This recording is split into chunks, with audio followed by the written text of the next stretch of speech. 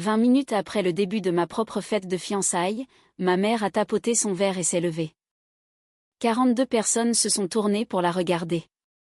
Elle m'a souri à travers la pièce, avec ce sourire chaleureux et bien répété, et a prononcé ces mots comme pour porter un toast. Il est bien trop bien pour toi, alors j'ai arrangé ça. Les gens ont ri. Ils pensaient que c'était une blague. Ça n'en était pas une. Pendant 4 mois, elle avait envoyé des messages à l'homme que j'allais épouser, et elle était convaincue d'avoir déjà gagné.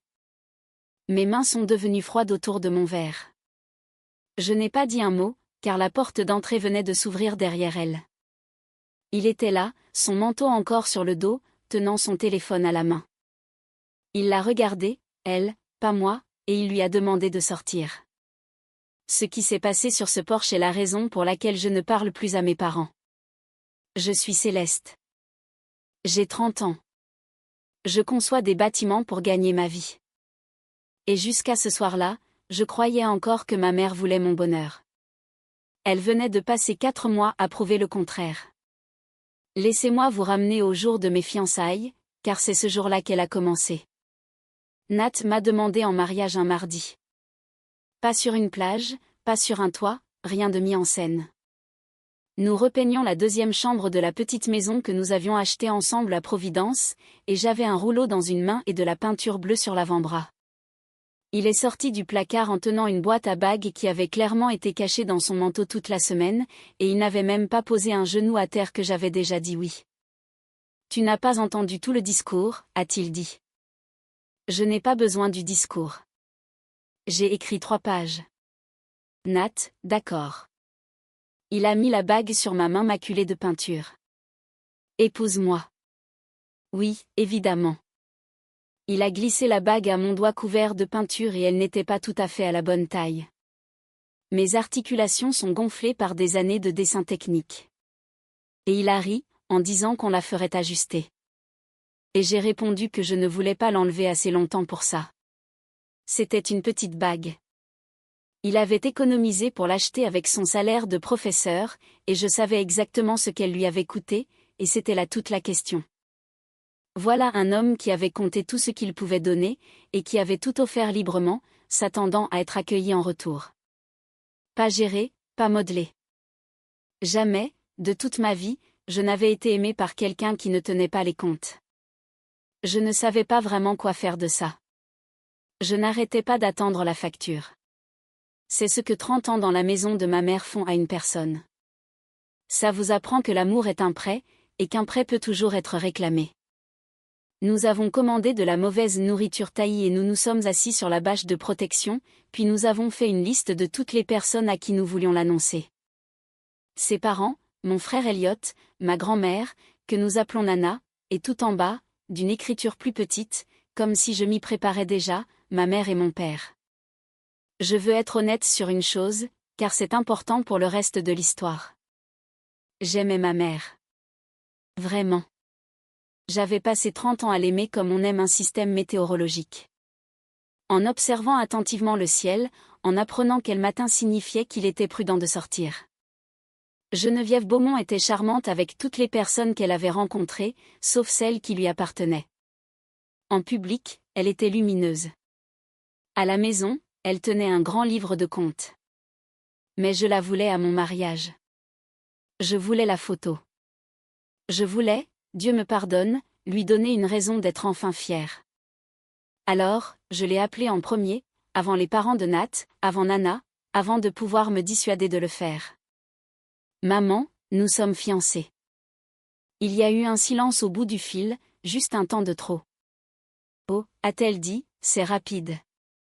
Nous sommes ensemble depuis 2 ans. Je sais depuis combien de temps, Céleste. Un autre silence. Je pouvais l'entendre réarranger sa voix, choisissant la version d'elle-même qu'elle voulait que je reçoive. Eh bien, félicitations. Est-ce qu'il est au courant pour tes prêts étudiants? Il sait tout de moi. Les hommes disent ça. J'étais debout dans ma chambre à moitié peinte, tenant le téléphone, et j'ai senti la vieille sensation revenir. Le soulèvement dans ma poitrine, puis la chute, le geste de tendre la main, puis le froid. J'adorerais que tu nous aides à organiser une petite, ai-je dit malgré tout, car je n'avais jamais appris, fête de fiançailles. Juste la famille, quelques amis. Bien sûr, a-t-elle dit, de nouveau chaleureuse, de nouveau radieuse. Laisse-moi faire. Je vais rendre ça magnifique. Et elle l'a fait. Elle a rendu ça magnifique. C'était ça, la partie terrifiante. La beauté était le but. Je veux vous dire ce que je fais vraiment dans la vie, parce que c'est important par rapport à ce que ma mère n'arrêtait pas de dire aux gens que j'étais. Je suis architecte, pas le genre qui rêve sur des serviettes en papier, mais le genre qui passe 11 heures à s'assurer qu'une cage d'escalier ne tuera personne en cas d'incendie. J'ai financé mes études avec des prêts et des gardes de nuit. À 28 ans, je suis devenue associée, la plus jeune que mon cabinet ait jamais nommée, grâce à une bibliothèque municipale qui a respecté son budget et a remporté un prix d'État. Mon nom est gravé sur la vitre d'un bureau, j'ai un casque de chantier avec mon nom au dos et une réputation, parmi les gens du bâtiment, d'être la personne la plus stable sur n'importe quel chantier. Celle vers qui il se tourne quand une poutre arrive défectueuse à 7 heures du matin. Je vous dis cela parce que, ce même printemps, ma mère me décrivait à mon fiancé, à sa mère, à ma propre famille, comme étant fragile, instable, une femme qui a des crises et qui repousse les gens. Le fossé entre ces deux femmes est toute l'histoire de ma vie. Partout, sauf dans cette famille, j'étais la personne à qui l'on confierait son bâtiment. À l'intérieur, j'étais un problème à gérer et à cacher. La semaine de nos fiançailles, j'ai validé les plans finaux d'un centre de loisirs de 40 000 pieds carrés. La même semaine, ma mère était assise dans un café et racontait à Carole Hugues qu'on ne pouvait pas me faire confiance pour ne pas m'effondrer. Ces deux choses étaient vraies pour la même femme, les mêmes jours. Voilà ce que ce genre de situation provoque, si vous ne l'avez jamais vécu de l'intérieur. Ce n'est pas qu'ils mentent sur ce que vous avez fait. C'est qu'ils mentent sur qui vous êtes, patiemment, à tout le monde, pendant des années, jusqu'à ce que vous ne soyez plus sûr non plus. Jusqu'à ce que vous vous surpreniez, à 2 heures du matin, à vous demander si la version fragile est la vraie, et si l'architecte n'est qu'un rôle. Ce printemps-là, elle a failli me le faire croire. Gardez cela en tête quand j'arriverai à la partie où j'ai failli ne pas entrer dans ma propre fête. Je n'étais pas faible. J'avais juste été étudiée par une experte toute ma vie. J'ai besoin que vous compreniez qui est Nat. Parce que tout ce que ma mère a fait ensuite visait un homme qu'elle avait complètement mal jugé. Nathaniel Hugues est professeur de sciences au collège. Il a 33 ans, une patience qui me rendait méfiante au début, et il est la personne la plus calme que j'ai jamais rencontrée. Il n'élève pas la voix. Il ne claque pas les portes.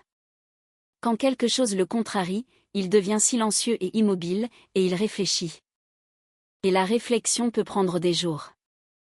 Avant, je trouvais ça déstabilisant. Ma famille communiquait par le volume et les sous-entendus. Nat disait ce qu'il pensait, une fois, clairement, et puis c'était fini. La première fois qu'il a rencontré mes parents, lors d'un dîner 8 mois après le début de notre relation, ma mère a passé la soirée à feindre l'enthousiasme et mon père a vérifié les scores sur son téléphone.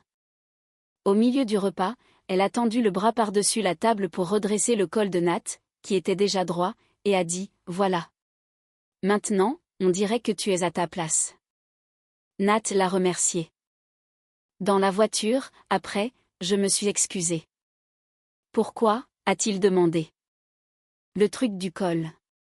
C'est un. Elle fait ça. C'est une question de contrôle. Elle arrange ce qui n'est pas cassé, pour que tu saches que c'est elle qui décide de ce qui est bien. Il est resté silencieux pendant 1 kilomètre. Elle te le fait à toi aussi, a-t-il dit finalement. Toute ta famille s'est figée quand elle a touché tes cheveux tout à l'heure, comme s'ils attendaient de voir si c'était sans danger. Je ne lui avais pas dit ça. Il l'avait juste vu, en un seul dîner. La chose qu'il m'avait fallu 20 ans pour nommer. Oui, ai-je dit, c'est le sport familial. Il a pris ma main à un feu rouge. Tu ne fais plus partie de cette équipe, a-t-il dit. Tu le sais, n'est-ce pas? Pas vraiment, non, mais je voulais le croire. Voici le point d'ancrage que je veux que vous gardiez, car il va compter. Les mains de ma mère. La façon dont elle se tendait pour lisser un col, remettre une mèche de cheveux, enlever une peluche qui n'était pas là. Ça ressemblait toujours à de l'amour. Souvenez-vous de ça, ça ressemblait à de l'amour. Nous l'avons annoncé à tout le monde ce week-end-là, et la différence dans les réactions m'a appris quelque chose que je n'étais pas prête à apprendre. Les parents de Nat ont pleuré. Sa mère a pris mon visage entre ses deux mains dans leur cuisine à Cranston et a dit « Nous espérions tellement ». Son père a serré la main de Nat, puis m'a serré dans ses bras à la place, fort, et a dit « Il était temps que cette famille ait une Céleste ». Je suis restée dans cette cuisine chaude et bruyante, me sentant comme une plante déplacée au soleil. Je n'avais pas encore de mots pour expliquer pourquoi cette chaleur me semblait si étrangère, comme une langue que j'avais étudiée mais jamais parlée. Puis, le dimanche suivant, ma mère a organisé un dîner pour célébrer. Elle a invité ma tante Cordelia. Je devrais vous parler de Cordelia. C'est la sœur cadette de ma mère, 60 ans, entretenue à grands frais, et elle a passé sa vie à être celle à qui ma mère se compare. Je n'ai compris le sens de cette comparaison que bien plus tard. Cordelia est arrivée vêtue de crème à un dîner de fiançailles, ce qui est le genre de chose qui ne signifie rien jusqu'à ce que vous connaissiez la famille, et alors, ça signifie tout. Le dîner était charmant en surface. Ma mère avait préparé le rôti que j'aimais quand j'étais enfant.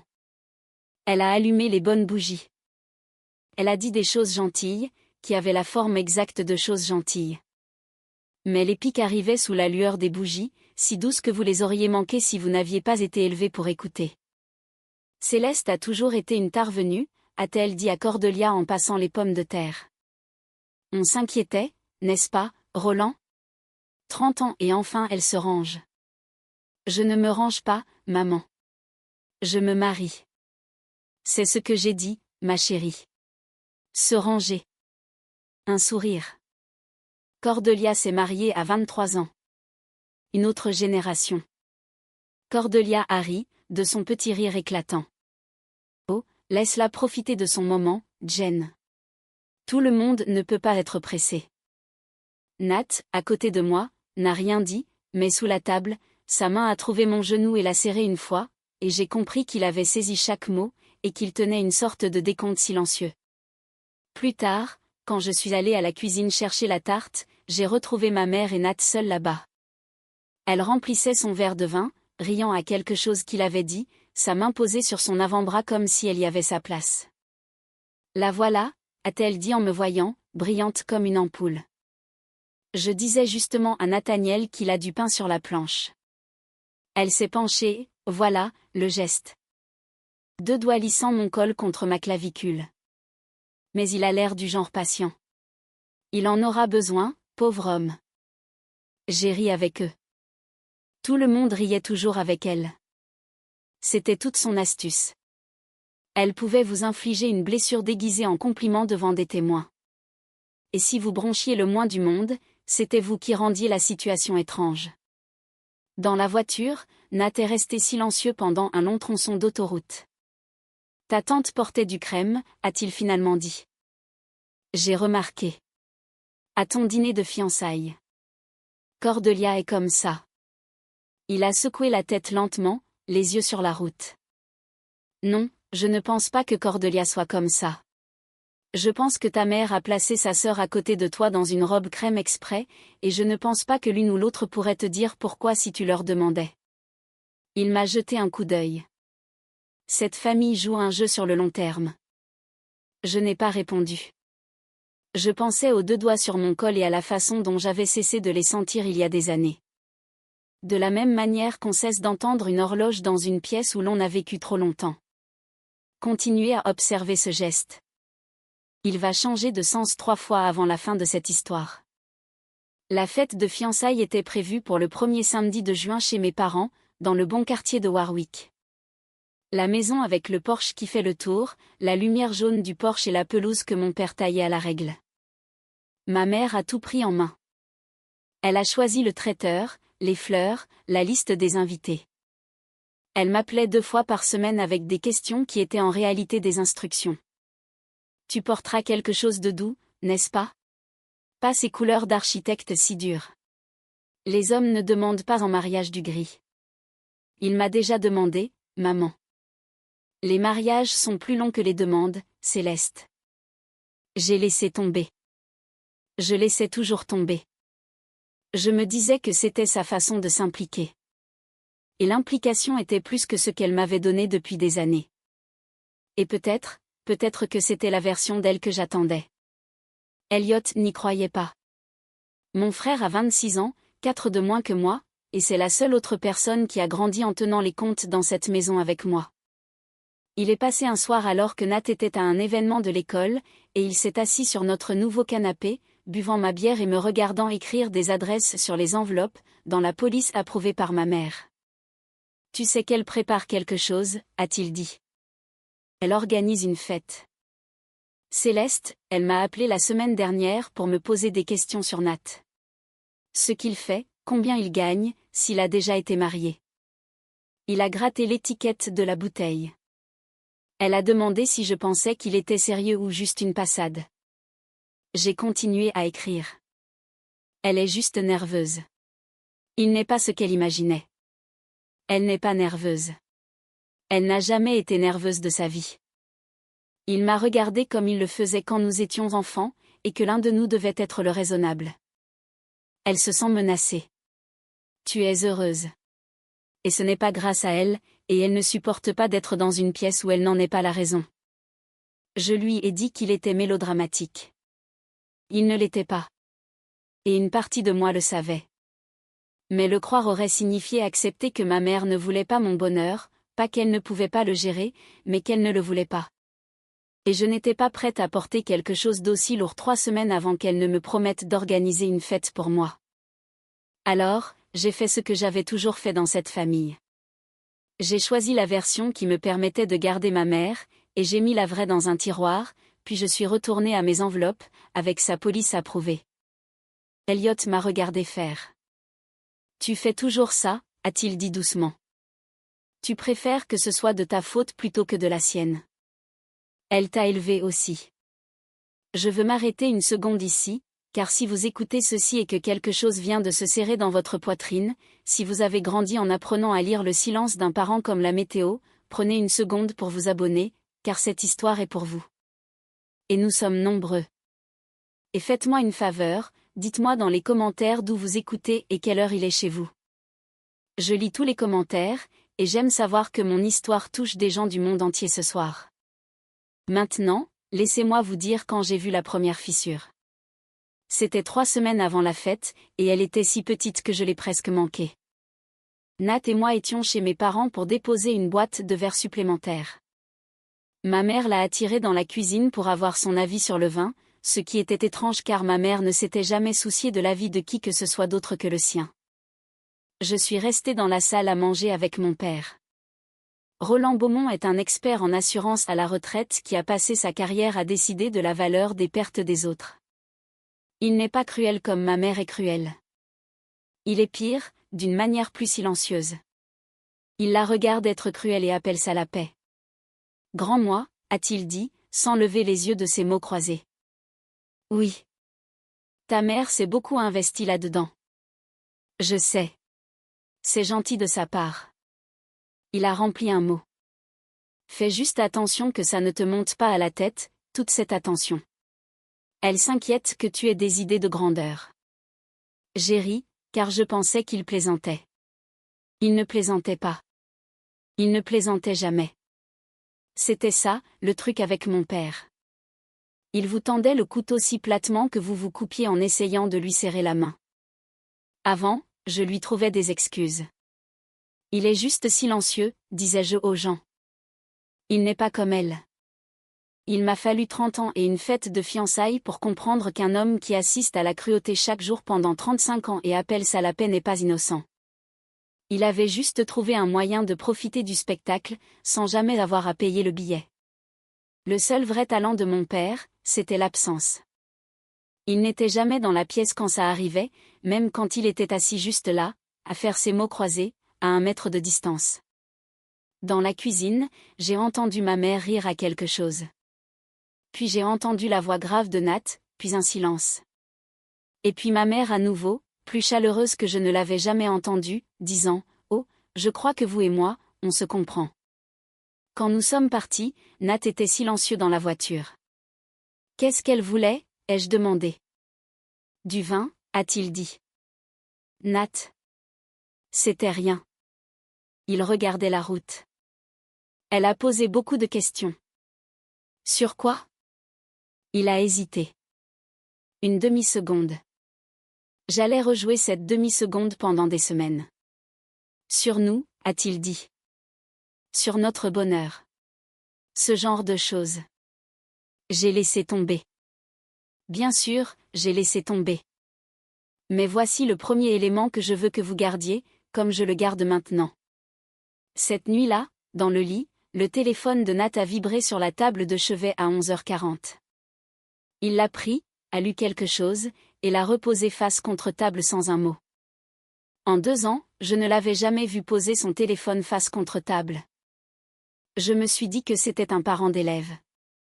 Je me suis dit beaucoup de choses ce printemps-là. Les messages ont commencé, j'allais l'apprendre bien plus tard, la semaine même de nos fiançailles. Je ne le savais pas à l'époque. Je savais seulement que, durant les 2 semaines suivantes, ma mère est devenue plus gentille avec Nat et plus froide avec moi, et les 2 choses semblaient liées d'une manière que je ne pouvais pas prouver. Elle appelait et le demandait. Est-ce que Nat est là? Je voulais son avis sur le plan de table. Elle n'avait jamais voulu l'avis de personne sur quoi que ce soit. Quand nous rendions visite, elle touchait son bras, riait à ses blagues, lui disait qu'il était le plus sensé. Elle a commencé à prononcer mon nom avec un petit soupir, comme si j'étais un bulletin météo qu'elle était fatiguée de lire. Céleste a toujours été intense, lui a-t-elle dit une fois à table, en souriant comme si c'était un cadeau qu'elle lui faisait. Tu apprendras à gérer ça. J'aime l'intensité, a dit Nat. Laisse le temps faire son œuvre, a dit ma mère. Je suis restée assise là à laisser faire, car faire une scène aurait prouvé ce qu'elle disait. Et ne pas faire de scène signifiait prendre sur moi. Et c'était les 2 seules options qu'elle m'ait jamais laissées. Choisis ton humiliation. C'était le menu familial. Elliot m'a envoyé un texto ce soir-là. Tu as entendu ce qu'elle a dit sur toi au dîner? J'ai tapé, c'est juste maman. Il a répondu, c'est ça le problème. J'ai posé mon propre téléphone face contre table, et ce n'est que plus tard que j'ai remarqué que j'avais appris ce geste en regardant Nat. J'ai découvert les déjeuners par accident. Nat en a parlé comme on parle de quelque chose qu'on a décidé de ne plus cacher, mais qu'on ne sait pas encore comment expliquer. Nous faisions la vaisselle et il a dit, ta mère m'a emmené à ce restaurant sur Atwell aujourd'hui, celui avec le bon pain. Je me suis arrêtée, une assiette à la main. Aujourd'hui? Tu as déjeuné avec ma mère? Seule? Elle a appelé ce matin. Elle a dit qu'elle voulait apprendre à me connaître sans public. Il a continué à frotter. Ça semblait plus simple d'y aller que d'en faire toute une histoire. Qu'est-ce qu'elle voulait? Parler de toi, principalement. Il a rincé la casserole. Elle s'inquiète que tu travailles trop dur. Que tu sois fragile en dessous. Que tu repousses les gens quand ils s'approchent. Il l'a dit d'un ton léger, comme un bulletin météo, mais il me regardait du coin de l'œil pour voir comment j'allais le prendre.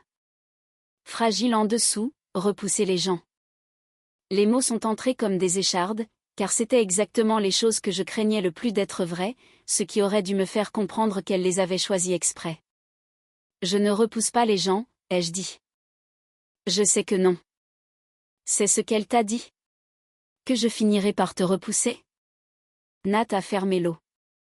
Il s'est séché les mains lentement, et je l'ai regardé décider de ce qu'il allait dire, et choisir d'en dire moins. Je pense, a-t-il dit, que ta mère raconte à tout le monde une histoire sur toi avant que tu puisses leur raconter la tienne. Et je pense qu'elle est très, très douée pour ça. Il m'a embrassé le front. Mais je t'ai rencontré. Je n'ai pas besoin de ces notes de bas de page. Ça aurait dû me rassurer. Ça l'a fait, pendant environ 1 heure. Puis l'écharde a fait ce que font les échardes. Et à minuit, j'étais allongée, éveillée, à me demander ce qu'elle avait dit d'autre à ce déjeuner, et au déjeuner d'avant, car il y avait évidemment eu un déjeuner avant. Elle construisait quelque chose avec lui, brique par brique, dans des pièces où je n'étais pas autorisée, et chaque brique était une petite phrase laide à mon sujet. Voici ce que je ne comprenais pas encore, et je veux que vous le gardiez en tête. Elle pensait qu'elle le recrutait. Elle était si certaine de sa propre gravité qu'il ne lui est jamais venu à l'esprit qu'une personne pouvait s'asseoir en face d'elle, manger le bon pain, hocher la tête, et être en train de prendre des notes. Ma cousine Bethany m'a appelé un jeudi, et elle partait d'une bonne intention, ce qui a rendu les choses pires en quelque sorte. Je pense juste que tu devrais savoir ce qui se dit, a-t-elle dit, pour que tu puisses prendre les devants. Qu'est-ce qui se dit, Beth? Juste. Ta mère a dit des choses. Que tu te précipites, que n'a-t-elle? Tu sais, un souffle, un salaire de prof et toi avec la maison et les économies. Tante Cordelia a dit à ma mère qu'il en a probablement après ton argent, ce qui est insensé. Je l'ai dit. J'ai dit, Céleste n'est pas stupide. Il gagne son propre argent, Beth. Il n'en a après rien. Je sais. C'est ce que j'ai dit. C'est juste que. Quand ta mère le dit avec cette voix qu'elle a, les gens ont tendance à la croire. Beth a baissé la voix. Tu sais comment elle est. Je savais comment elle était. Je me tenais dans ma cuisine et j'ai compris que ma mère avait ouvert un deuxième front. Pendant qu'elle charmait Nat en face, elle empoisonnait discrètement la famille contre lui dans son dos. Pour que, quelle que soit l'issue, elle ait déjà écrit l'histoire. S'il partait, elle avait prévenu tout le monde. S'il restait, elle avait planté l'idée qu'il se servait de moi. Merci de me l'avoir dit, ai-je dit. Ne lui dis pas que je te l'ai dit, a ajouté Beth rapidement. Et voilà. Même ceux qui avaient de bonnes intentions avaient peur d'elle. C'est ça, le truc avec une personne comme ma mère. Au moment où vous voyez enfin tout l'échiquier, vous réalisez qu'elle y joue depuis des mois, et que vous avez été une pièce dessus toute votre vie. La planification de la fête est devenue une mise en scène. Ma mère a programmé un essayage, une dégustation, une visite des lieux. Chacun était en réalité une occasion de me positionner. À l'essayage de la robe, elle a pris la couturière à part et a fait remonter l'encolure de 5 cm pour les photos. À la dégustation, elle a commandé pour moi. Lors de la visite, elle m'a placé dans le coin du salon où elle voulait que je reçoive les gens. Et quand je me suis déplacée d'un mètre sur la gauche parce que la lumière était meilleure, elle m'a ramené avec 2 doigts sur mon épaule. Ici, a-t-elle dit, tu es mieux photographiée de ce côté. Fais-moi confiance, je connais ton visage mieux que toi. Et elle a tendu la main, devant le traiteur, et a lissé mon col. Je voudrais vous dire que j'ai reculé. Je ne l'ai pas fait. Je suis restée immobile et j'ai laissé ses mains se déplacer sur moi comme si j'étais un mannequin qu'elle habillait. Et j'ai souri parce qu'il y avait des témoins, et la règle chez les Beaumont est de ne jamais laisser les témoins voir la blessure. Mais quelque chose avait changé en moi, de petit et de nouveau. Quand ses doigts ont touché mon col, j'ai tressailli, à peine, juste assez pour qu'elle le sente. Ses yeux se sont levés vers les miens. Pendant une seconde, le masque chaleureux a glissé, et en dessous se trouvait quelque chose que j'avais passé ma vie à faire semblant de ne pas voir. Pas de l'amour, même pas de l'aversion. Une évaluation. Elle me mesurait à quelque chose, et me trouvait gênante. Reste tranquille, a-t-elle dit doucement. Tu as toujours gigoté. Je suis restée tranquille. Il y a une fatigue particulière qui vient du fait d'être gérée par quelqu'un qui appelle ça de l'amour. Ça ne se voit pas de l'extérieur. De l'extérieur, j'étais une femme adulte laissant sa mère s'agiter autour d'un col lors de la visite des lieux pour une fête. À l'intérieur, j'avais 30 ans et 6 ans en même temps, me tenant très immobile pour que les mains finissent plus tôt, de la même manière que j'avais appris à rester immobile pour tout dans cette maison. Les corrections, les comparaisons, les petites piques en public. L'immobilité était le seul pouvoir qu'il m'ait jamais laissé. Si je ne bougeais pas, ça se terminait plus vite. Ce soir-là, j'ai demandé à Nat s'il pensait que ma mère l'aimait bien. Il avait un rouleau de peinture dans l'évier de la cuisine, et il ne s'est pas retourné. Je pense, a-t-il dit prudemment, que ta mère est une femme très intelligente qui veut quelque chose. Et je n'ai pas encore compris quoi. Tu me le diras quand tu auras compris. Ses mains se sont immobilisées dans l'eau, un temps de trop. Oui, a-t-il dit, je te le dirai. Il ne l'a pas fait. Pas avant des semaines. Et j'ai besoin que vous compreniez que ce silence a failli nous briser, mais ce n'était pas le silence que vous croyez. Le rendez-vous pour la robe était censé être un moment agréable. Pas la robe de mariée, trop tôt pour ça. Mais ma mère avait insisté pour m'acheter quelque chose de convenable pour la fête, et elle en avait fait un événement. Elle, Cordelia, ma cousine Beth, une boutique dans l'East Side avec du champagne et une vendeuse nommée Renata qui appelait tout le monde « mon amour ». Je vais vous raconter comment ça s'est passé, parce que c'est ainsi qu'elle fonctionnait. Jamais un grand coup. Une douzaine de petits, chacun niable, chacun devant des témoins, jusqu'à ce que vous saigniez de coupures que personne ne l'a vu faire. Je suis sortie d'abord dans une robe vert foncé, ajustée, nette, le genre de robe dans laquelle je me sens vraiment moi-même. Oh, a dit ma mère. Une pause. C'est très sévère. Très toi. Elle a penché la tête. Renata, vous auriez quelque chose de plus doux? Céleste a un air dur. On essaie de la rendre plus accessible. C'était la première coupure. Deuxième robe. Rose poudrée. Douce. La nuance qu'elle voulait. Mieux, a-t-elle dit. Puis à Cordelia, pas assez bas pour que je n'entende pas, elle ne gardera jamais ce poids jusqu'au mariage de toute façon. Autant prendre une taille au-dessus maintenant. Cordelia a ri. Le sourire de Renata s'est crispé. Je suis restée sur la petite estrade, dans une robe de la couleur d'une excuse, et je n'ai rien dit parce qu'il y avait des témoins, et la règle est de ne jamais les laisser voir que ça vous a touché. Deuxième coupure. Puis Beth, la douce Beth, essayant d'aider, a dit, « Je pense que Nat va devenir fou. Tu es magnifique. » Et ma mère s'est tournée vers elle avec ce sourire chaleureux et terrible et a dit, « Espérons qu'il se présente encore pour devenir fou. » Le silence s'est fait dans la pièce. Renata a fait semblant de s'occuper d'un ourlet. Le visage de Beth s'est décomposé. Ma mère a siroté son champagne comme si elle venait de me faire un compliment. Espérons qu'il se présente encore. J'ai entendu tout ce qu'il y avait en dessous. Elle savait quelque chose que j'ignorais. Elle était si certaine, et elle voulait que je ressente cette certitude sans pouvoir prouver un seul de ses mots. Elle était en train de me dire, dans une boutique de robes, devant ma cousine, qu'elle avait déjà tout arrangé pour que je sois quittée, me mettant au défi de le dire à voix haute et de devenir la folle qui avait fait une scène à son propre essayage. Troisième coupure. C'est l'échelle. C'est ainsi qu'elle construisait chaque pièce. J'ai acheté la robe verte. Je l'ai payée moi-même, en espèces. Et je veux que vous reteniez ceci, au final, j'ai porté la robe qu'elle avait qualifiée de sévère, celle qui me ressemblait, à cette fête. C'était la seule armure que j'avais. Je ne savais juste pas encore à quel point j'en aurais besoin. Il y a eu une bonne semaine au milieu de tout ça, et je m'y accroche maintenant comme on s'accroche à une photographie. Nat a pris un samedi de congé de la machine à mariage. Pas d'essayage, pas de dégustation, pas de plan de table. Nous sommes allés en voiture à Narragansett avec du café froid et aucun plan.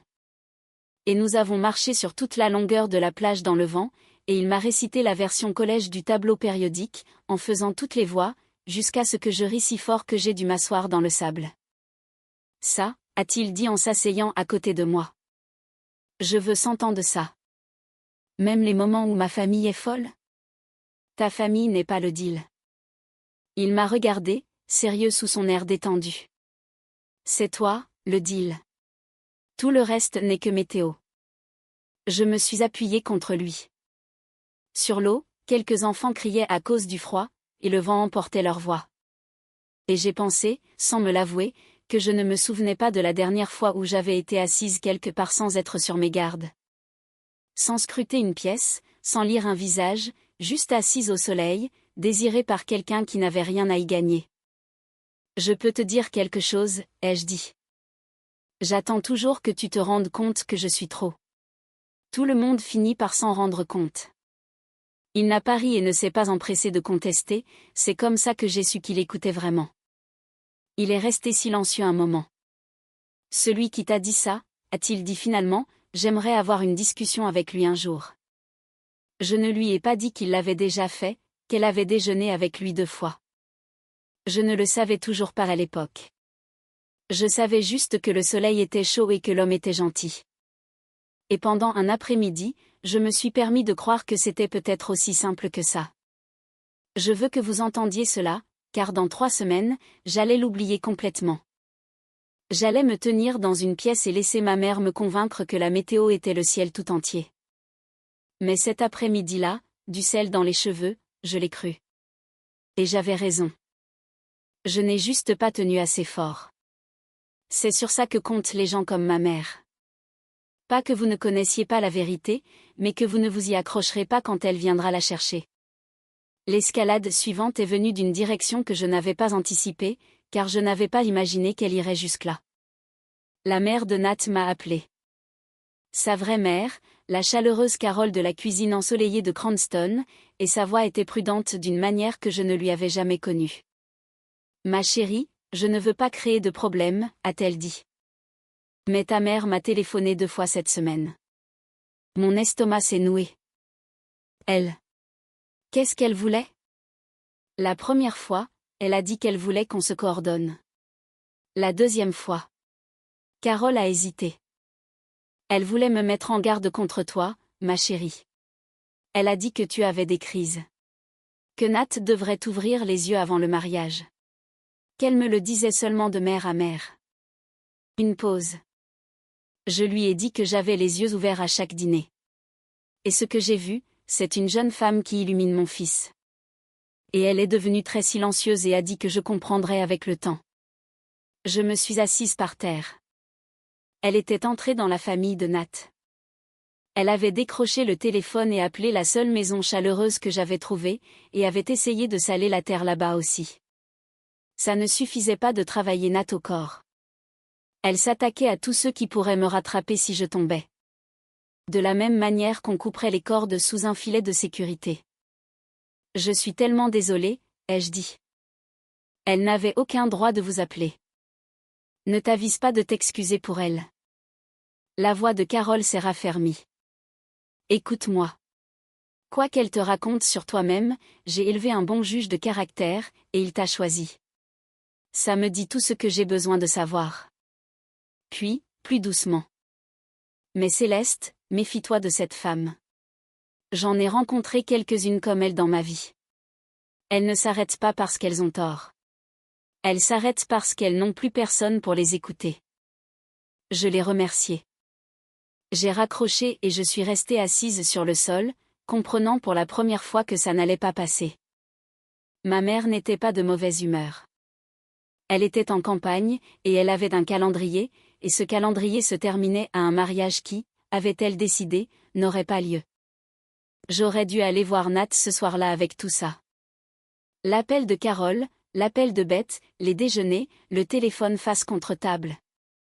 Je ne l'ai pas fait, car le lendemain même, je suis allée chez Nana, et Nana m'a donné un morceau de ma propre histoire qui a fait s'effondrer toutes mes certitudes. Et après ça, j'ai cessé de pouvoir réfléchir clairement. Le tournant a eu lieu un dimanche chez Nana. Ma grand-mère, la mère de ma mère, a 83 ans et vit dans un appartement lumineux rempli de fougères et de photographies. Et elle est la seule personne de ma lignée qui ne m'a jamais fait sentir comme un fardeau. Elle a élevé 2 filles, ma mère Geneviève et ma tante Cordelia. Elle les observe toutes les 2 depuis 60 ans, et peu de choses lui échappent. J'y suis allée seule ce dimanche. Nat avait des copies à corriger. C'était vrai. Et j'en étais aussi contente, car je voulais m'asseoir dans la seule pièce au monde où personne ne jouait un rôle. Nana a préparé du thé. Elle m'a posé des questions sur la bague. Elle m'a posé des questions sur Nat. Et quand je l'ai décrit, stable, gentil, calme, elle a hoché la tête lentement et quelque chose a traversé son visage. Il a l'air d'un homme bien, a-t-elle dit. Est-ce que ta mère l'aime bien? Elle a été très chaleureuse avec lui, en fait. J'ai entendu comment ça sonnait, même en le disant. Plus chaleureuse qu'avec moi. Nana a posé sa tasse. Céleste, a-t-elle dit, je vais te dire quelque chose, et j'ai beaucoup hésité à savoir si c'était à moi de le dire, mais tu vas te marier, et je ne regarderai pas ça se reproduire sans rien dire. Ma peau est devenue glaciale avant même qu'elle n'ait dit quelque chose de concret. Se reproduire, ai-je demandé. Te souviens-tu de Julien? Je m'en souvenais. Bien sûr que je m'en souvenais. Julien était le garçon que j'avais aimé à 24 ans. Vraiment aimé. Le premier amour d'adulte, du genre qui vous réorganise. Nous étions ensemble depuis 1 an et demi.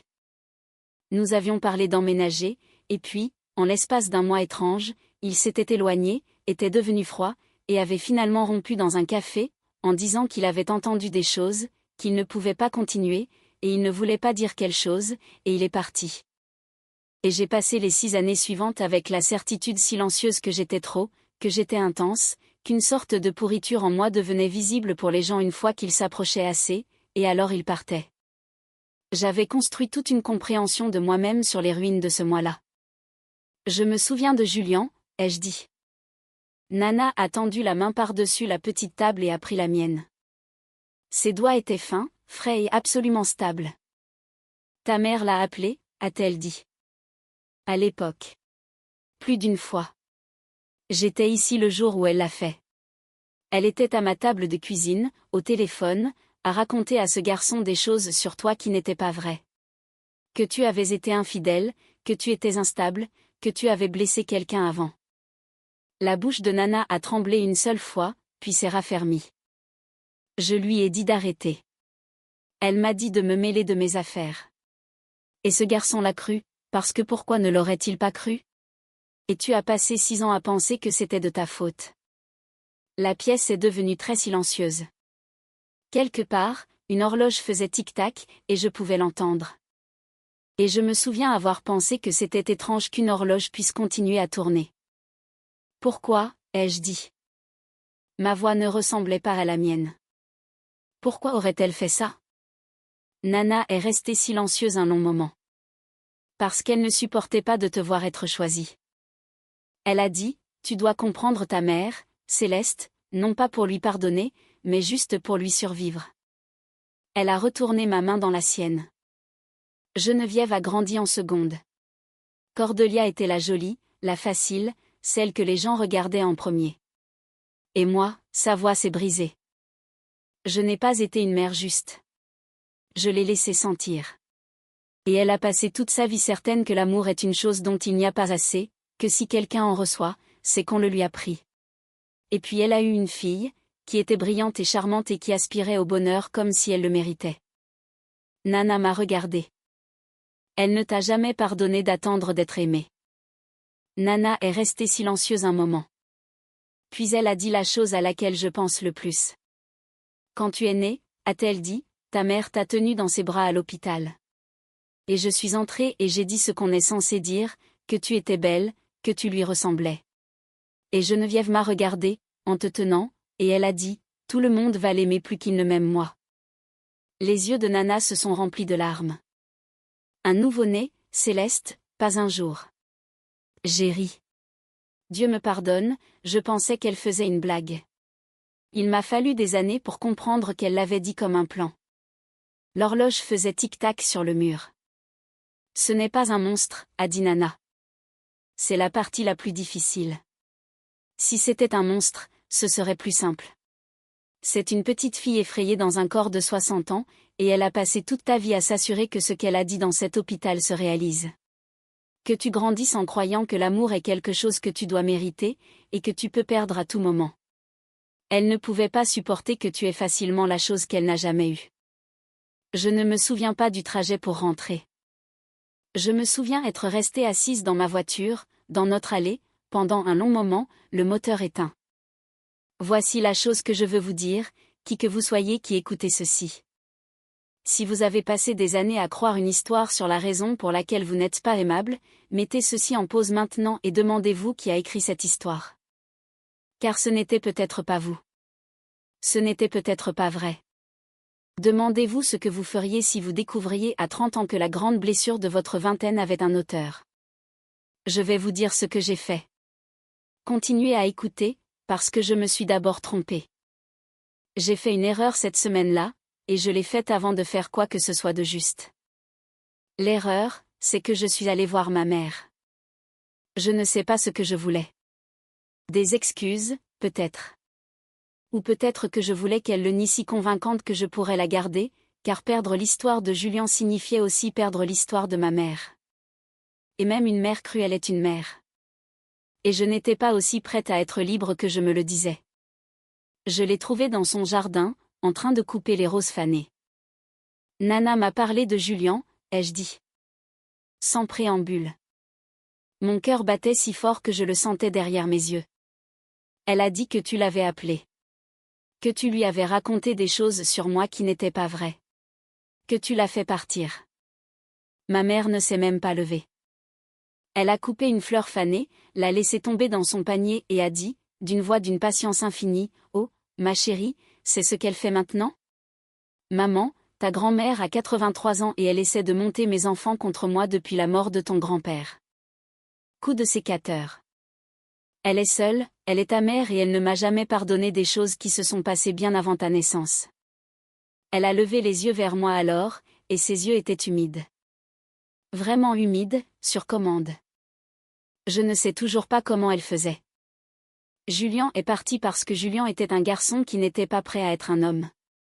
Ça m'a brisé le cœur de te voir tant vouloir. Et maintenant, tu vas te tenir ici, dans mon jardin, et m'accuser de l'avoir chassé, sur la parole d'une femme qui ne se souvient pas de ce qu'elle a mangé au petit déjeuner. Et juste comme ça, le sol s'est dérobé sous mes pieds, parce qu'elle était douée. Elle était si douée que c'en était presque beau à voir. Elle avait pris la forme exacte de ma peur la plus profonde. Que je suis trop.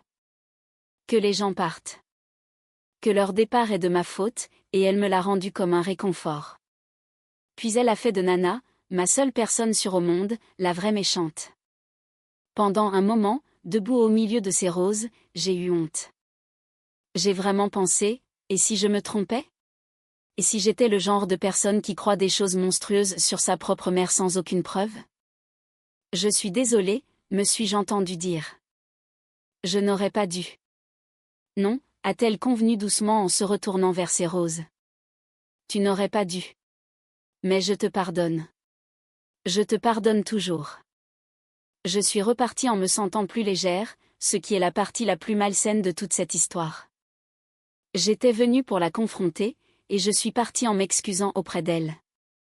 Et je me suis dit que Nana devait s'être embrouillée, avoir mélangé les années, et pendant 3 jours entiers, j'ai laissé ma mère remettre l'histoire exactement comme elle le voulait. Voilà à quel point elle était douée.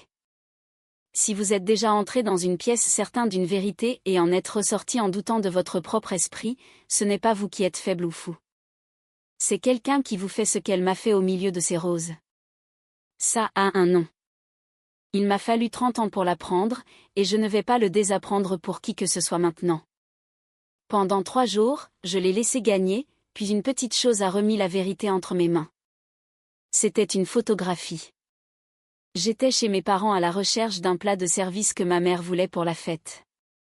En fouillant dans le placard de l'entrée, une boîte à chaussures est tombée avec et a déversé de vieilles photos, du genre en vrac et désorganisées. Et là, près du fond, il y en avait une de moi à 24 ans. Moi et Julien, au barbecue du 4 juillet de mes parents, son bras autour de moi, tous les deux riant de quelque chose hors du cadre. Je me suis souvenu de ce jour. Je me suis souvenu de ma mère prenant cette photo. Et je me suis souvenu d'un seul coup de la chose que j'avais enfouie sous 6 ans d'auto-accusation. Julien allait bien ce jour-là, heureux, à moi. Et c'est la semaine suivante qu'il a commencé à devenir froid. Pas lentement, sur des mois, comme les gens s'éloignent, mais presque du jour au lendemain. Juste après un barbecue où ma mère l'avait attiré à l'intérieur pour l'aider avec la glace, et l'avait gardé dans la cuisine pendant 20 minutes, riant, sa main sur son bras. Je me tenais dans le couloir de mes parents, tenant une photo du dernier jour où j'avais été heureuse avant qu'elle ne l'atteigne. J'ai fait le calcul que j'avais refusé de faire pendant 6 ans. Le résultat était exactement celui que Nana avait donné. Elle ne s'était jamais trompée. Ma mère m'avait regardé droit dans les yeux au milieu de ses roses et avait réécrit ma propre histoire en temps réel. Et je l'avais laissé faire, parce que c'est précisément pour cela qu'elle m'avait façonné. J'ai mis la photo dans ma poche. Je l'ai toujours. C'est la seule chose que j'ai jamais prise de cette maison.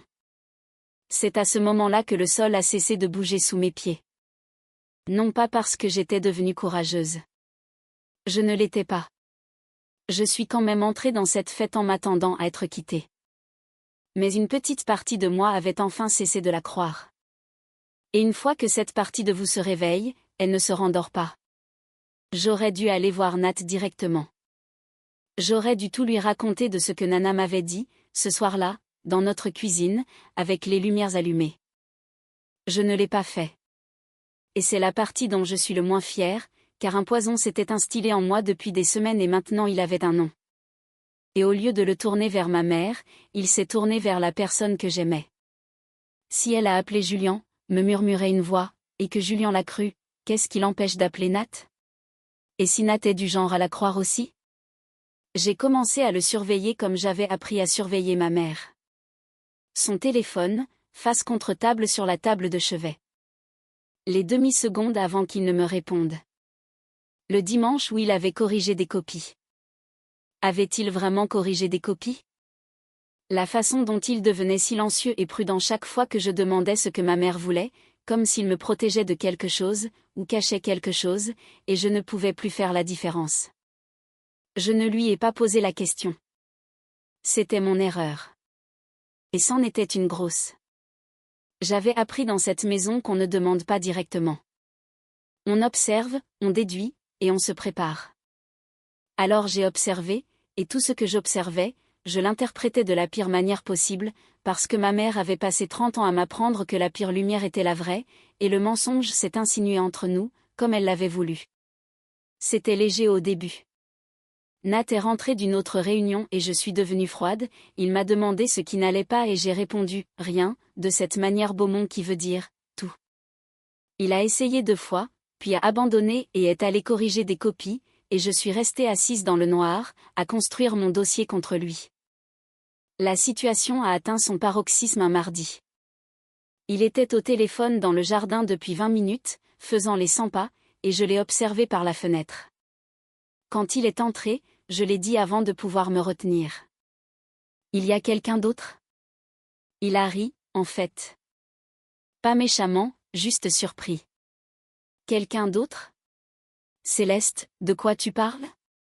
Tu n'es jamais là. Tu es toujours sur ton téléphone. Tu deviens silencieux chaque fois que je mentionne ma mère. Ma voix tremblait. Qu'est-ce que je suis censée penser? Et c'est là que le poison avait fait son vrai travail, car il aurait pu tout me dire à ce moment-là. Il a failli le faire. Je l'ai vu arriver au bord du précipice.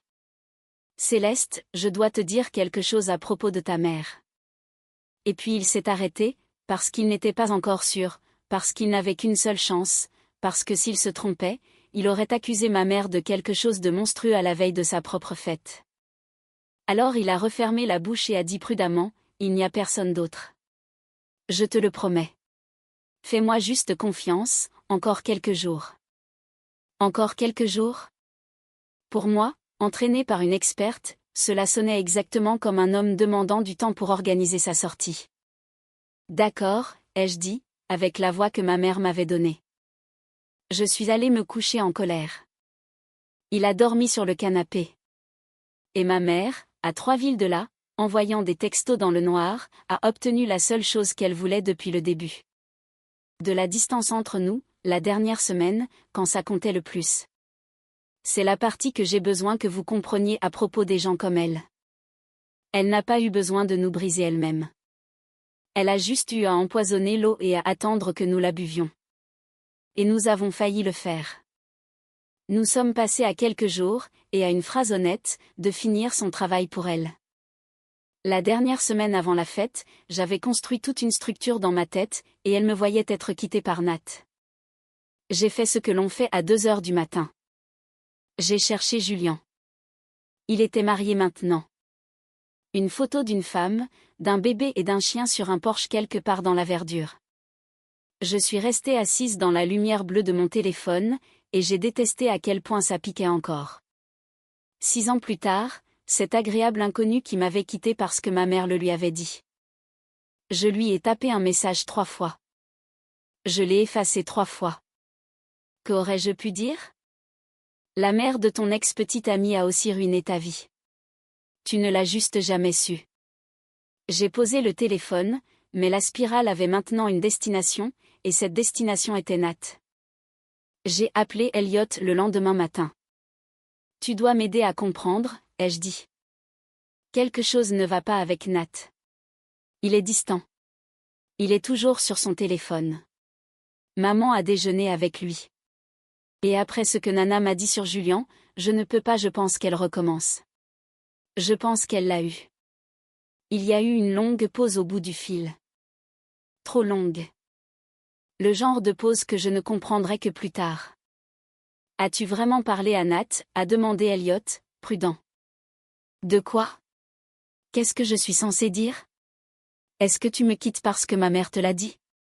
Peut-être juste lui demander pourquoi il est silencieux avant de décider ce que ça signifie. Une autre pause. Céleste, ce n'est pas parce que quelqu'un devient silencieux qu'il part. Parfois, une personne devient silencieuse parce qu'elle essaie de résoudre quelque chose. Résoudre quoi? Parle-lui, s'il te plaît, avant samedi. Promets-le-moi. Je ne l'ai pas entendu. Je veux que vous remarquiez que je ne l'ai pas entendu, parce que c'est toute la forme de ce qu'elle m'a fait. Mon propre frère m'a tendu la vérité, doucement, 2 fois. Et je n'ai pas pu l'apprendre, parce que 30 ans dans cette maison m'avaient appris que quand un homme devient silencieux, il est déjà parti. Ma mère n'avait pas seulement menti à Julian. Elle m'avait reprogrammé, au plus profond de mes circuits, pour que je finisse son travail à sa place. Elle m'a transformée en une femme qui pleurerait un homme qui, à 3 villes de là, nuit après nuit, se battait pour elle. Alors, je n'ai pas demandé à Nat. Je l'ai observé à la place, et j'ai attendu la fin que j'avais été entraînée toute ma vie à attendre. Voici ce que je veux que vous fassiez avant de vous raconter ce que cette semaine m'a fait. Je veux que vous deviniez. Vous avez rencontré ces personnes maintenant. Ma mère, mon père, le calme Nat avec son téléphone face contre table. Dans les commentaires, dites-moi ce que vous pensez que Nat faisait réellement pendant toutes ces semaines où il est devenu silencieux. La plupart des gens qui entendent cela se trompent.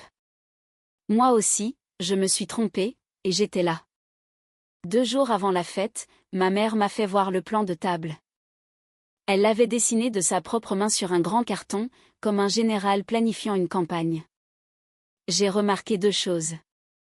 La première, elle avait placé les parents de Nat, la chaleureuse Carole, le gentil Walt, qui viendrait de Cranston, à la toute dernière table, près de la porte de la cuisine, à côté d'un grand-oncle malentendant et d'une chaise qui s'est avérée être cassée.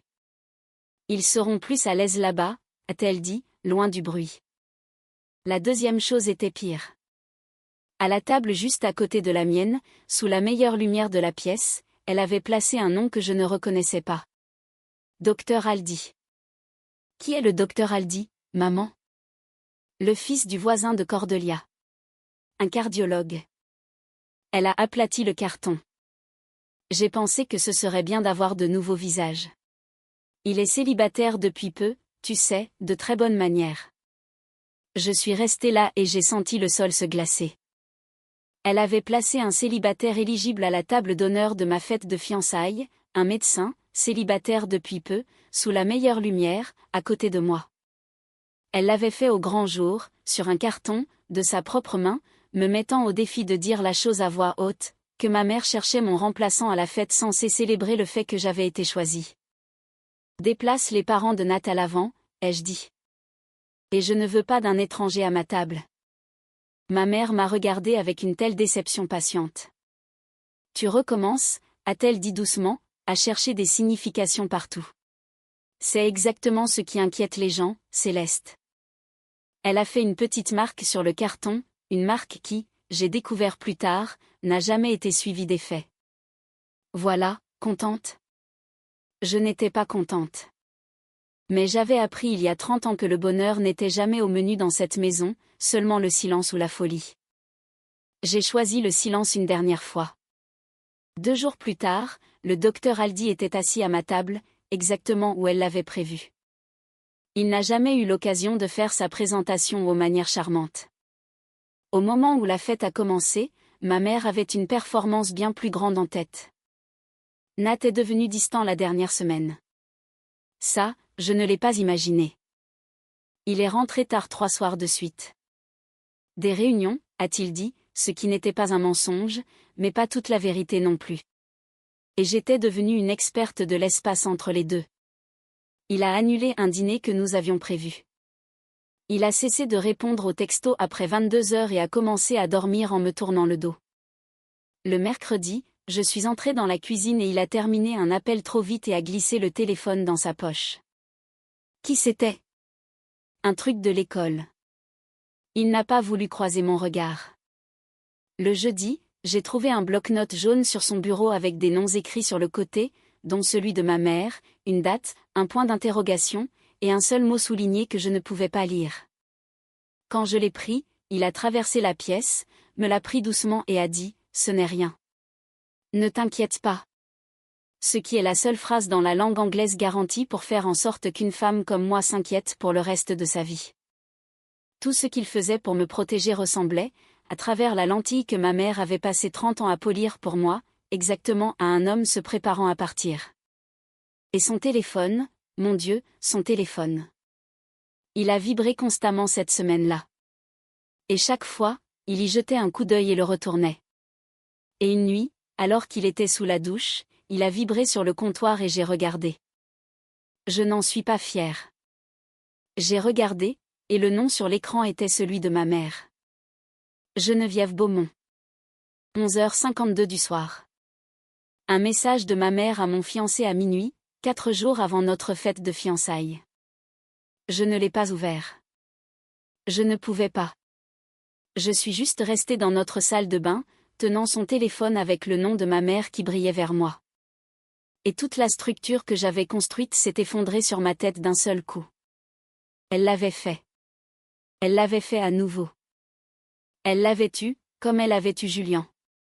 Et Nat était devenu silencieux parce qu'il était déjà en train de partir, déjà à moitié dehors, et il attendait juste après la fête pour que ce ne soit pas une scène, car Nat détestait les scènes.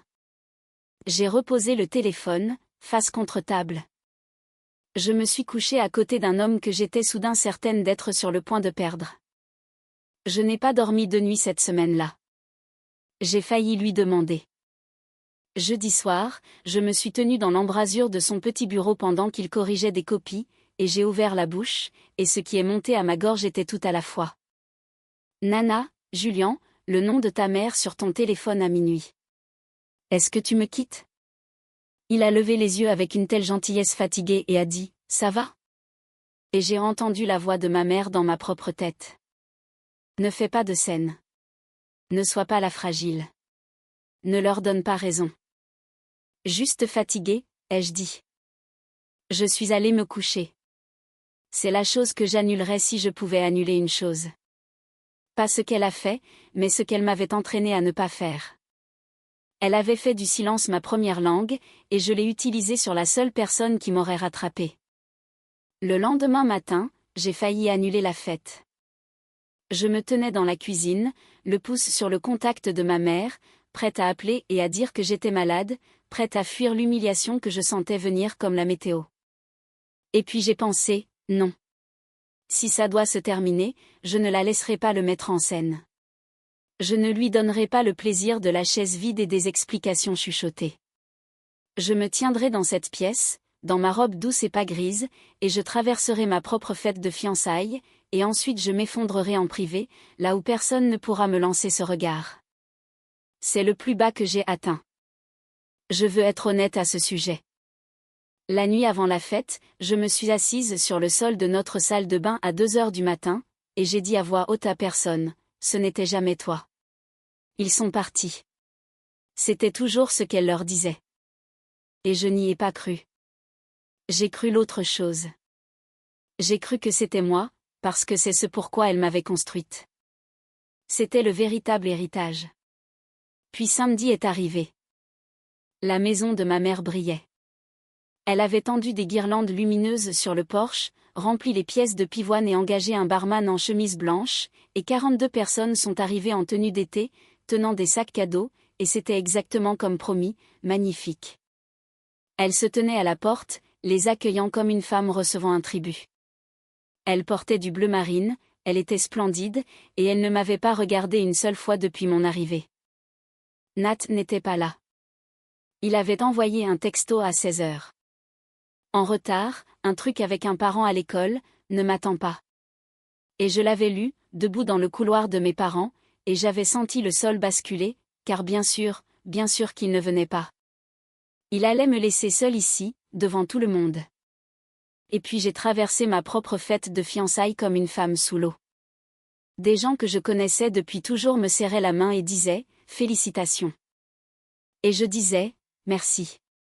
Merci, en surveillant la porte. Le docteur Aldi était assis exactement là où elle l'avait placé, à ma table, grand, agréable et célibataire depuis peu. Il s'est levé quand je suis passée, a dit les choses que les bonnes manières disent, et j'ai réalisé qu'il n'avait aucune idée qu'on lui avait attribué un rôle dans une pièce. Mon père déambulait dans la pièce avec son sourire plat et paisible, remplissant les verres, étant d'accord avec tout le monde. Carole et Walt étaient assis à la table du fond, près de la chaise cassée, et Carole a croisé mon regard à travers la pièce et a articulé « Ça va ?» Et je n'ai pas pu répondre, parce que ça n'allait pas, et parce que je croyais toujours que son fils était sur le point de me briser le cœur devant tous ceux qu'elle l'avait élevé à surpasser. Céleste. La main de ma mère sur mon épaule, me tournant. Reste ici, près de la cheminée, la lumière est meilleure. Elle a tendu la main et a lissé mon col, deux doigts l'aplatissant contre ma clavicule. Et cette fois, j'ai reculé. Et cette fois, elle l'a remarqué. Et cette fois, elle a souri. Nerveuse, a-t-elle dit doucement. Ne le sois pas. Tout va être réglé. Réglé, géré, arrangé. J'ai entendu les mots sous les mots, comme elle m'avait entraîné à le faire, et mon estomac est tombé à travers le sol. Elliot m'a trouvé près de la table des boissons 20 minutes plus tard. Il a jeté un coup d'œil à mon visage. Où est Nat, a-t-il demandé. En retard. Céleste, il a baissé la voix. On dirait que tu es à un enterrement. Qu'est-ce qui se passe? Je ne pouvais pas le dire. Si je le disais à voix haute, ce serait vrai. Elle l'a eu, ai-je murmuré. Comme Julien. Nana m'a dit. Elle l'a fait à Julien. Elle l'a appelé et a menti. Et maintenant le téléphone de Nat. Elle lui envoie des textos et il est si loin et il n'est pas là. Le visage d'Elliot a changé. Pas comme je m'y attendais. Pas de pitié. Il a eu l'air, pendant une seconde, d'un homme faisant des calculs et n'aimant pas le total. Attends, a-t-il dit. Tu penses qu'elle l'a eu? Je sais qu'elle l'a eu. Céleste, ce n'est pas, il s'est arrêté. Ses yeux se sont portés sur la porte, sur l'horloge, sur son propre téléphone. Tu dois entendre quelque chose. Nat m'a appelé il y a 3 semaines. Et c'est à ce moment-là que ma mère a tapoté son verre. La pièce s'est tournée. 42 visages se sont levés, attendant. Mon père s'est approché pour se tenir à côté d'elle, un verre à la main, ce regard plat et paisible sur son visage. Ma tante Cordelia, qui avait passé la fête à dire à qui voulait l'entendre qu'elle avait toujours su que Céleste retomberait sur ses pieds, se tenait près du devant, le menton levé, prête à être émue. Ma mère m'a souri à travers la pièce. Le sourire chaleureux, le sourire répété. Je voudrais dire quelque chose sur ma fille, a-t-elle commencé, et la pièce a fait ce son doux que font les pièces. Céleste a toujours été, un petit soupir, affectueux pour le public, un peu difficile, intense, difficile à aimer, pour être honnête, bien que nous ayons tous réussi. Une vague de rires incertains. Elle a laissé retomber le silence. Elle savourait ce moment. Je pouvais le voir. La façon dont elle tenait la pièce, la façon dont 30 ans à être la femme la plus charmante dans chaque espace l'avait entraînée pour exactement cela. Un verre à la main. Tous les yeux tournés vers elle. J'ai regardé cette fille courir après des choses toute sa vie, a-t-elle poursuivi. Les poursuivre, les perdre, les poursuivre à nouveau. C'est épuisant d'être la mère d'une fille qui n'apprend jamais tout à fait.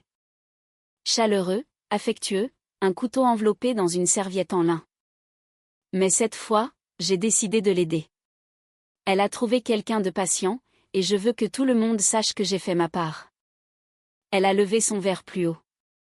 J'ai appris à très bien connaître Nathaniel ces derniers mois. Très bien. Et je vais vous dire exactement ce que je lui ai dit. Elle m'a regardé directement. Le masque était toujours en place, mais ses yeux brillaient de quelque chose qui avait attendu 30 ans pour une pièce de cette taille. Il est bien trop bien pour toi, a-t-elle dit. Alors, j'ai arrangé ça. Les gens ont ri. Ils pensaient que c'était un toast, une blague un peu rude de mère, le genre de choses que l'on dit sur une fille que l'on adore. Quelques verres se sont levés. Je suis restée là et j'ai senti chaque goutte de sang quitter mon visage, car j'étais la seule à savoir qu'elle le pensait vraiment. Elle avait dit la partie silencieuse dans un microphone et l'avait déguisée en amour. Et dans environ 4 secondes, tout le monde allait passer à autre chose. Et je serais la seule personne dans la pièce à avoir entendu ma mère annoncer qu'elle avait détruit mes fiançailles, et à avoir été applaudie pour cela. J'ai ouvert la bouche. Rien n'est sorti. 30 ans de règles familiales m'ont serré la gorge. Ne fais pas de scène. Ne lui donne pas raison. Et derrière elle, la porte d'entrée s'est ouverte. Nat se tenait dans l'embrasure. Son manteau encore sur le dos, bien que ce fût en juin. Les clés dans une main, le téléphone dans l'autre. Il n'était pas en retard, j'ai compris soudainement. Il avait calculé son coup. Il était entré exactement sur cette phrase, et il n'en était pas surpris, et c'était la chose la plus effrayante et la plus belle que j'ai jamais vue. Il ne m'a pas regardé. Il a regardé ma mère. Les rires se sont éteints comme meurent les rires quand les gens sentent qu'ils ont mal interprété la situation. Nat a traversé le sol. Il n'était pas rapide. Il n'était pas bruyant. Il s'est arrêté devant ma mère, assez près pour qu'elle doive lever la tête pour soutenir son regard, et 42 personnes ont regardé l'homme le plus calme du Rhode Island lever son téléphone. « Geneviève » a-t-il dit. Sa voix était douce. C'était ça, la partie terrible. Elle était douce. « Je pense que tu devrais sortir avec moi 1 minute. » Le sourire de ma mère est resté sur son visage, mais il n'avait nulle part où aller. Nathaniel, a-t-elle dit, d'un ton léger et vif pour la salle. Tu es mélodramatique.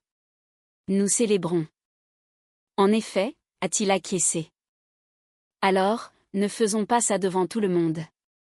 Viens dehors. Il n'y a rien à, 4 mois, a dit Nat. Toujours doux, toujours calme, et le chiffre a atterri dans la pièce silencieuse comme un verre qui se brise. Tu m'envoies des textos depuis 4 mois. Je préférerais te montrer les messages sur le porche plutôt que de les lire ici, mais je les lirai ici. Et ma mère, qui avait souri toute ma vie, qui avait souri pendant l'affaire Julian, qui avait souri il y a 30 secondes en disant à une salle que j'étais difficile à aimer, ma mère a cessé de sourire. Si vous êtes arrivé jusqu'ici avec moi et que votre cœur bat la chamade, si vous avez déjà vu quelqu'un se faire enfin prendre après des années à s'en tirer, prenez juste une profonde inspiration avec moi ici avant que je ne vous dise ce qui s'est passé sur ce porche. Puis, quelle que soit votre propre version de cette histoire, accrochez-vous Y. Vous saurez pourquoi dans 1 minute. Elle n'est pas sortie. C'était son erreur, et c'était la seule qui comptait. Si elle était sortie sur ce porche avec lui, ça serait resté une affaire privée, une affaire de famille, niable. Mais ma mère n'avait jamais, de sa vie, laissé quelqu'un d'autre décider des termes d'une pièce, et elle n'allait pas commencer avec un professeur de sciences de collège. Montre-leur alors, a-t-elle dit, et sa voix était devenue dure et aiguë. Vas-y, montre à tout le monde ce que tu penses avoir. C'est exactement ce contre quoi je t'avais mis en garde, Nathaniel. Les manières théâtrales, les... D'accord, a dit Nat. Et il a lu. Il n'a pas commenté. Il n'a pas élevé la voix.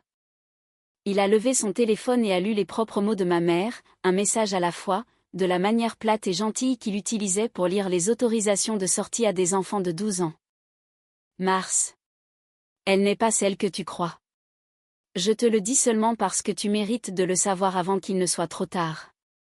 Il a levé les yeux. C'était 3 jours après vos fiançailles, m'a-t-il dit doucement. Puis il est retourné au téléphone. Mars. Céleste a toujours été volage. Il y a eu un garçon nommé Julien. Ça s'est mal terminé, et pas à cause de lui. Un murmure a traversé la pièce. La main de Cordelia est allée à sa bouche. Avril. Tu as l'air d'un homme sensé. Les hommes sensés n'épousent pas des femmes instables. Je détesterais te voir piégé. Avril. Je pourrais te faire quelques présentations si jamais tu voulais des options. Discrètement. Une mère remarque des choses. Celui-là a eu un effet différent. Celui-là a fait tourner la tête de mon père. C'est absurde, a dit ma mère, plus fort maintenant, l'éclat de sa voix se fissurant sur les bords. Tu as pris des messages privés d'une mère effrayée et tu les as déformés. Roland, vas-tu rester là à le laisser me faire ça? Mon père a regardé ses chaussures. Nat a continué à faire défiler. Il ne s'est pas pressé. C'était le pire pour elle, je pense. Qu'il ne soit pas du tout pressé. Il y en a un de plus que je veux lire, a-t-il dit, parce qu'elle en est fière. Avril. Je l'ai déjà fait une fois, pour son propre bien. Il y avait un garçon nommé Julien il y a des années. Elle n'a jamais su. Elle s'en est remise. Tu serais surpris de voir ce dont cette fille se remet. La pièce a émis un seul son grave. 42 personnes inspirant en même temps. Elle parle d'un homme que j'ai aimé il y a 6 ans, a dit Nat aux invités maintenant, par à elle. Elle s'en vante dans un texto. Elle l'a chassé avec les mêmes mensonges et ensuite, elle a laissé sa propre fille croire pendant 6 ans qu'elle était la raison de son départ, qu'elle n'était pas aimable. Il a regardé ma mère. Tu me l'as mis par écrit parce que tu as supposé que je te remercierais pour l'avertissement. C'est là que la première personne s'est retournée. Diane vivait à côté de mes parents depuis 30 ans. Elle a posé son verre de vin sur la cheminée assez fort pour que les gens sursautent. Geneviève, a-t-elle dit. Est-ce que c'est vrai? Ce garçon, Julien? Je m'en souviens. Céleste a été anéantie pendant 1 an. Tu as dit à tout le quartier qu'il l'avait trompée. Diane, tu n'as aucune idée de. L'as-tu appelé? Oui ou non? La voix de Diane montait. 30 ans de politesse de voisinage s'évaporant. Parce que je me suis tenue dans ta cuisine et j'ai réconforté ta fille à cause d'un mensonge que tu as inventé. La bouche de ma mère s'est ouverte et fermée. La marée a encore tourné de quelques degrés. Nat a fait défiler une fois de plus. Sa voix ne s'est jamais élevée. Mais, si tu lui parles de ces messages, je dirai simplement que tu as mal interprété une mère inquiète. Qui penses-tu qu'ils croiront? Toi, ou moi? Il a baissé le téléphone. C'est à celui-là que je revenais sans cesse, a-t-il dit doucement. Qui penses-tu qu'ils croiront? Elle en était si sûre. Alors, j'ai décidé que la seule réponse était de m'assurer qu'il y aurait trop de gens dans la pièce pour qu'elle puisse leur mentir. Il m'a enfin regardé, et ses yeux n'étaient plus calmes. Ils étaient humides et furieux et stables. Je suis devenu silencieux parce que j'étais écœuré, et parce que je construisais tout ça, et parce que je voulais des témoins. Il a fait un geste presque doux vers les 42 visages figés. Tu m'as donné des témoins, Geneviève. Dans ta propre maison. Merci pour ça. Le silence dans cette pièce. Je n'ai jamais rien entendu de tel. 42 personnes retenant leur souffle. Et dans ce silence, ma mère a ri. C'était la mauvaise chose à faire. Et elle n'a pas pu s'en empêcher. C'est la partie que je comprends maintenant. Quand elle était acculée, elle a saisi le seul outil auquel elle avait toujours fait confiance. Le mépris. Et elle l'a utilisé dans une pièce qui s'était enfin retournée pour la regarder. Oh, s'il vous plaît, a-t-elle dit, et sa voix tremblait sous l'effort de paraître légère. Vous allez croire une pile de textos qu'un professeur a inventé sur son téléphone? Elle a ri de nouveau, un rire plus faible maintenant. Il vous a tous manipulés. C'est ce qu'il fait. Il est entré chez moi et a retourné ma propre famille contre moi à ma propre fête.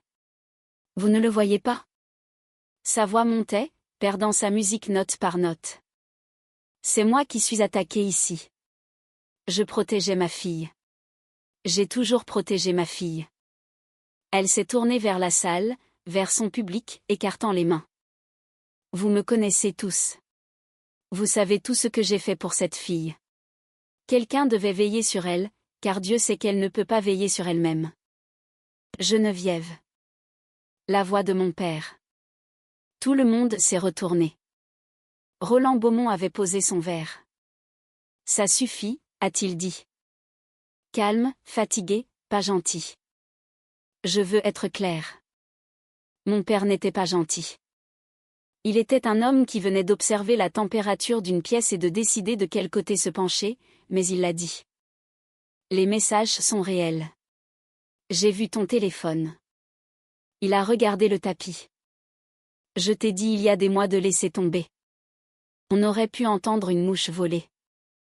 Ma mère a dévisagé son mari de 35 ans, et pendant un instant, tout son visage s'est défait, car le grand livre qu'elle avait tenu toute sa vie venait d'être lu à voix haute et audité, et son propre comptable avait validé la perte.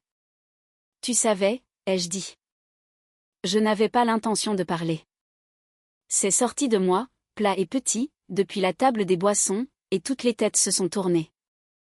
Tu savais, ai-je dit à mon père. Pendant des mois, tu l'as vu faire et tu ne m'as rien dit. À ma propre. J'ai arrêté, j'ai respiré. Tu l'as regardé essayer de me le prendre, et tu es resté assis là à faire tes mots croisés. Céleste, a-t-il dit, ce n'était pas mon. Ne dis rien, ai-je dit, juste ça, et il s'est tu. Ma tante Cordelia était devenue de la couleur de la nappe. Je l'ai regardé faire le calcul, le même calcul que toute la salle faisait, mais plus vite, car Cordelia avait été la lieutenante de ma mère toute sa vie. Elle avait colporté les ragots. Elle avait porté la robe crème. Elle avait dit à la mère de bête que Nat en avait après mon argent. Et maintenant, elle se tenait dans une pièce qui s'était retournée, calculant combien de tout cela allait lui retomber dessus. Jen, a-t-elle dit faiblement. Tu m'as dit qu'elle était. Tu as dit que c'était Céleste qui ne pouvait pas, oh, ne commence pas, Cordelia. Ma mère s'est retournée contre sa sœur, et pendant une seconde, toute la performance est tombée, et quelque chose de brut et d'ancien est apparu. Tu as savouré chaque seconde de tout ça. N'ose pas te retourner contre moi maintenant.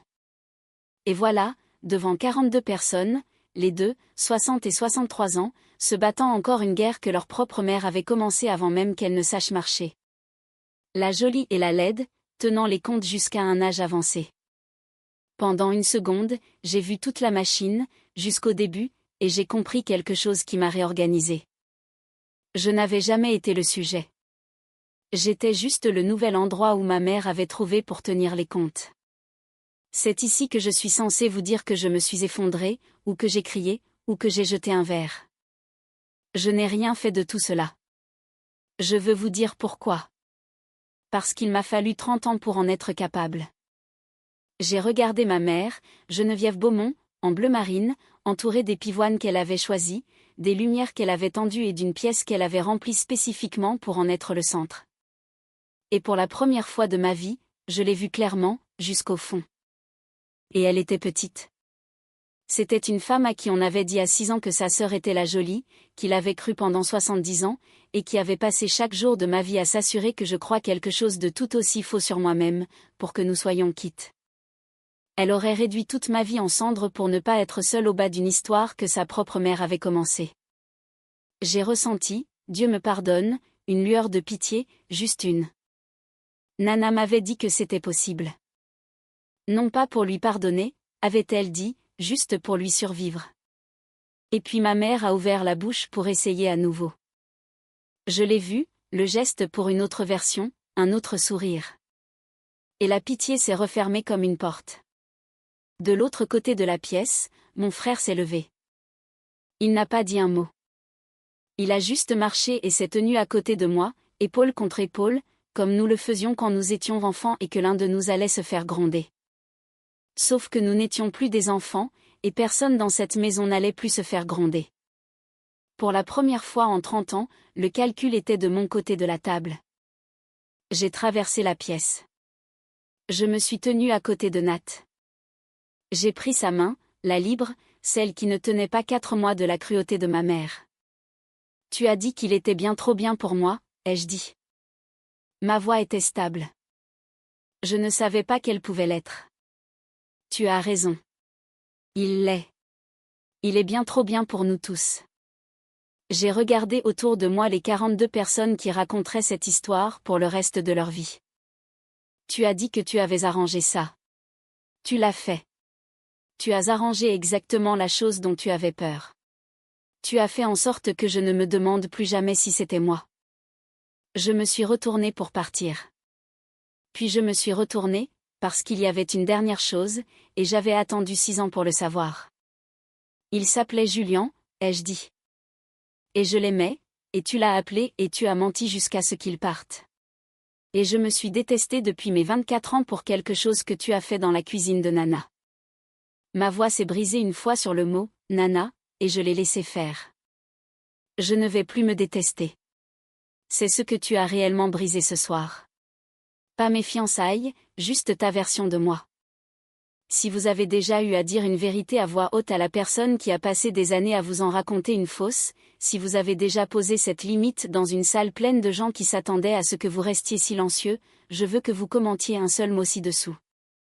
La chose que vous avez enfin pu cesser de croire sur vous-même. Juste un mot. Je lirai.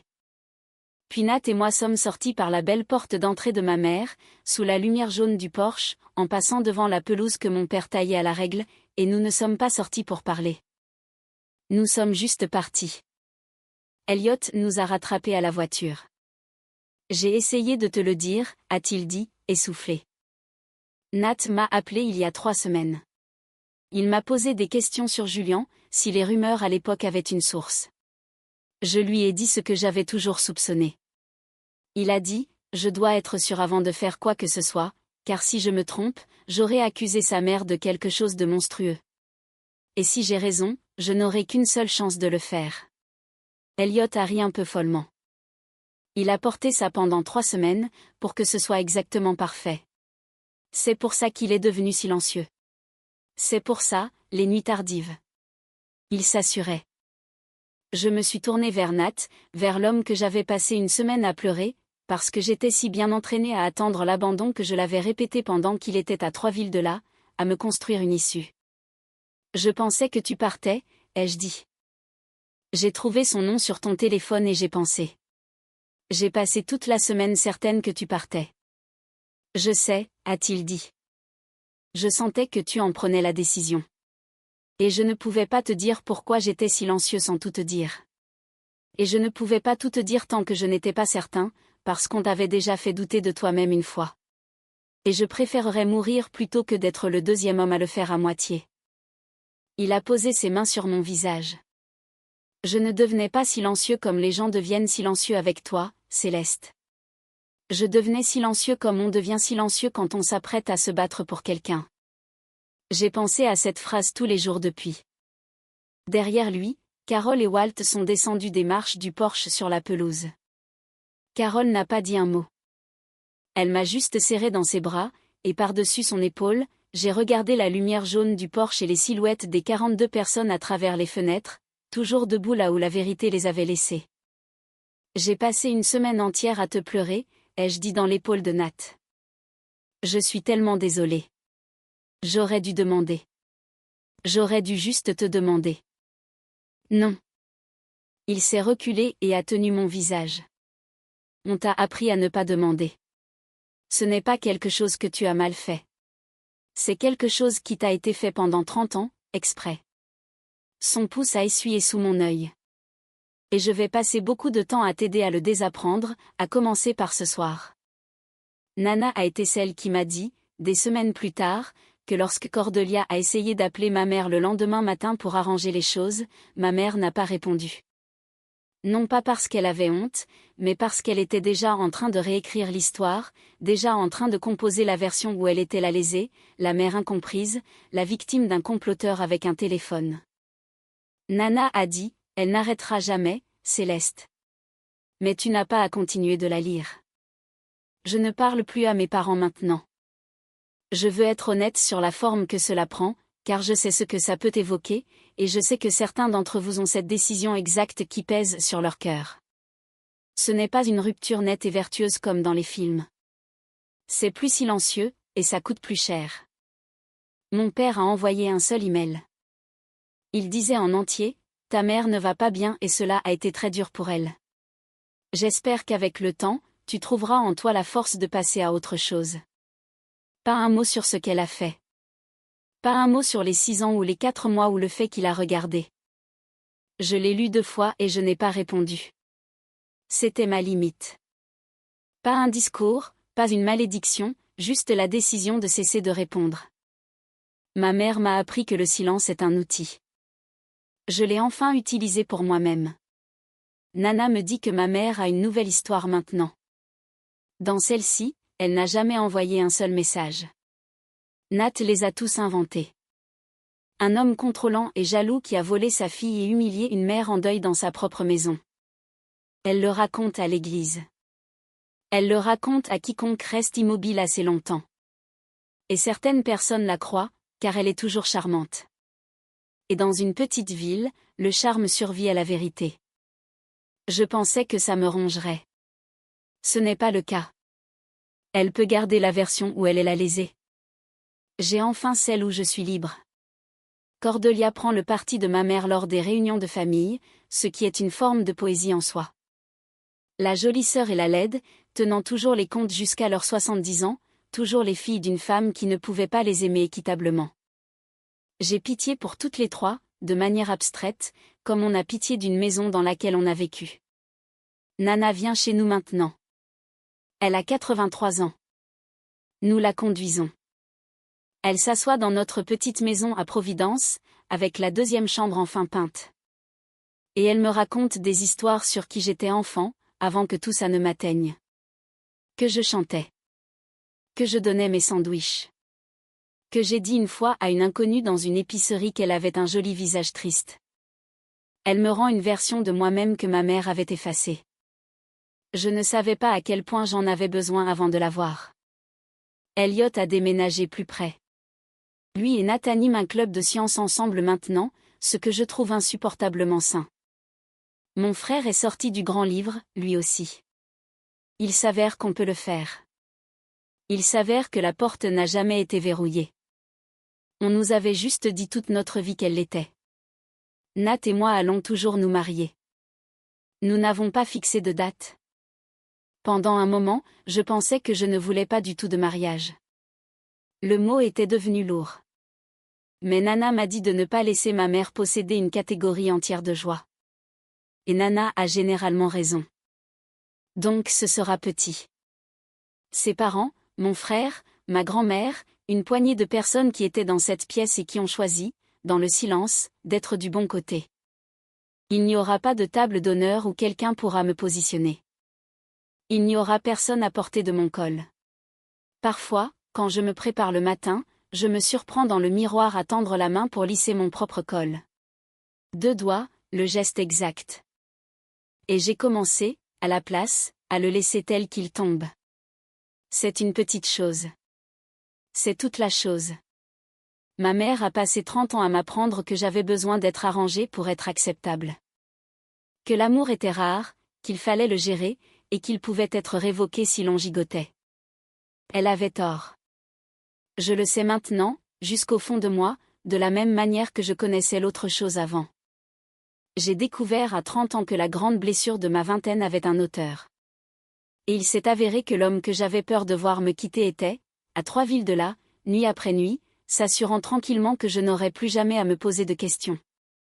Il est entré dans une pièce où ma mère venait de me qualifier de difficile à aimer. Et il a brandi la preuve que la seule chose difficile et non aimable dans cette maison n'avait jamais été moi.